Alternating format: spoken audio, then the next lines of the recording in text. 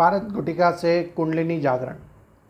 कुंडलिनी जागरण जीवन का एक सौभाग्य है, जीवन में की पूर्णता है और कहा जाता है कि आध्यात्मिक यात्रा अपूर्ण है बिना कुंडलिनी जागरण के। हालांकि कुंडली जागरण की बहुत सारी विधियां हैं, मंत्र जप और विशेष योगिक क्रियाएं, अलग अलग प्रकार का ध्यान, क्रिया योग, कुंडलिनी योग, तंत्र योग, वनस्पति योग, बहुत सारी अलग अलग माध्यम है कुंडलिनी जागरण के। लेकिन आज जो हम बात कर रहे हैं, वह पारद गुटिका से कुंडलिनी जागरण की बात कर रहे हैं, क्योंकि एक ऐसा दिव्य प्रयोग है जिससे बहुत ही कम समय में कुंडलिनी का जागरण हो जाता है। और बहुत से लोग जो कई सालों तक भटकते रहते हैं कि हमारी कुंडलिनी जागृत हुई नहीं हुई, उनको भी कुंडलिनी का अंश प्राप्त हो जाता है। तो सबसे पहले कुंडलिनी से रिलेटेड कुछ बातें बता दें, क्योंकि इस पर भी बहुत ज़्यादा भ्रामकता है। बहुत लोग समझते हैं कि कुंडलिनी जागरण जो है हो गया तो ये हो जाएगा, वो हो जाएगा, तो ऐसा कुछ नहीं होता है। कुंडलिनी जागरण का मतलब है एक ऊर्जा जो अधोगति थी, जो हमारी ऊर्जा ऊपर से नीचे जा रही थी, वो नीचे से ऊपर आने लग जाती है। जब वो नीचे से ऊपर आनी शुरू हो जाती है तो उससे जो शरीर के अंदर जो सातों चक्र हैं वह जागृत होने लगते हैं और हमारा ध्यान एक प्रगाढ़ में होने लगता है, हमारे अंदर परिवर्तन होने लगते हैं।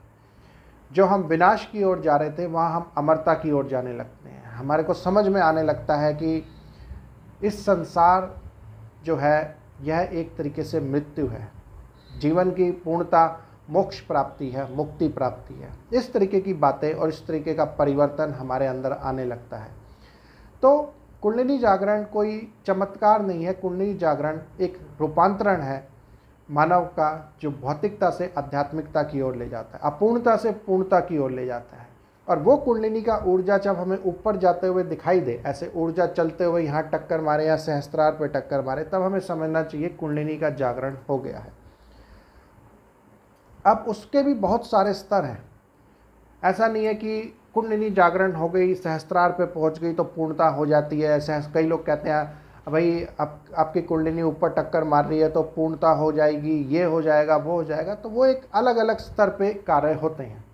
जैसे कुंडलिनी अगर ऊपर जा रही है कुंडलिनी, तो वह धीरे धीरे चक्रों को रूपांतरित करते हुए और ट्रांसफॉर्मेशन करते हुए जाएगी और धीरे धीरे हम उस पूर्णता के रास्ते में, साक्षात्कार के रास्ते में आगे बढ़ते चले जाएंगे। वह सब स्तरों पे होता है। तो ये मैंने पूरा डिटेल में तो नहीं जाना चाहूँगा, क्योंकि बहुत बड़ा वीडियो हो जाएगा। तो एक सिंपल वे में मैं आपको बताता हूँ। कुंडलिनी जागरण का अर्थ है कि हमारी जो ऊर्जा है वह नीचे से ऊपर की ओर गति करने लग जाए और यहाँ हमारे को कुछ महसूस होए कि नीचे से ऊपर जाके कोई चीज़ यहाँ पे या यहाँ पे टकरा रही है।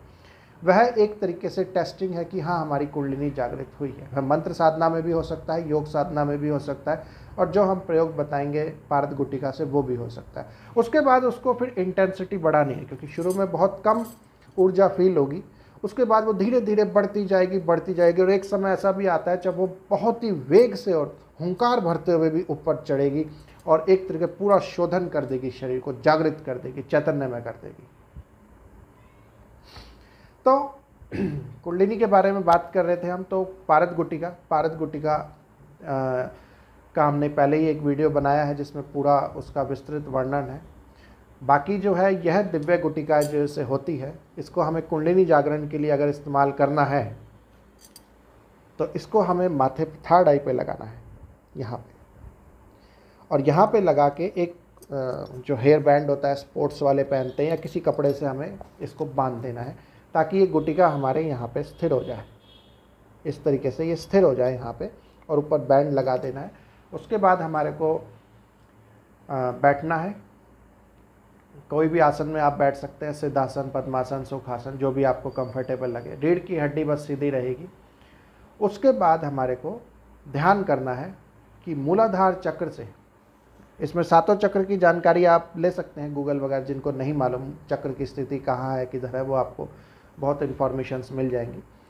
तो मूलाधार चक्र से एक प्रकाश की किरणें उठ के स्वादिष्ठान पे आ रही है, स्वादिष्ठान से मणिपुर पे जा रही है, मणिपुर से अनाहत पे आ रही है, अनाहत से विशुद्धि पे जा रही है, विशुद्धि से आज्ञा चक्र पे आ रही है। उसके बाद दोबारा से मूलाधार से प्रकाश की किरणें उठ के ऊपर स्वादिष्ठान, मणिपुर, अनाहत, विशुद्धि, आज्ञा। ऐसे कल्पना करनी है कि तीव्रतम प्रकाश, बहुत ही तेजों में प्रकाश मूलाधार से ऊपर उठते उठते हमारे आज्ञा चक्र पे आ रहा है।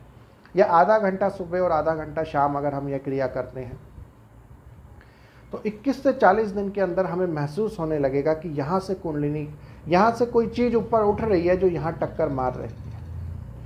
उस चीज़ को हमें बस आगे बढ़ाते जाना है, बढ़ा के लेते जाना है आगे, और वो अपने आप ही हमारा रूपांतरण करती चले जाएगी।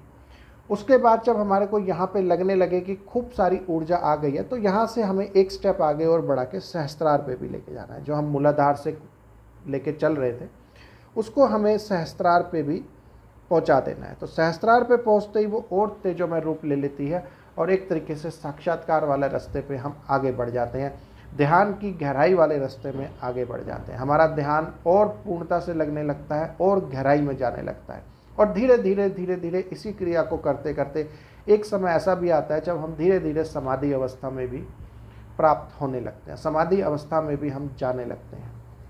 तो इस प्रकार से पारद गुटिका से हम बहुत ही जल्दी और विशेष तौर से हम इसको मस्तक पे लगा के अपना कुंडलिनी शक्ति को जागृत कर सकते हैं और एक ऐसी क्रिया और ऐसी शक्ति का विस्फोट हमारे अंदर कर सकते हैं जिसका वर्णन शब्दों से परे है।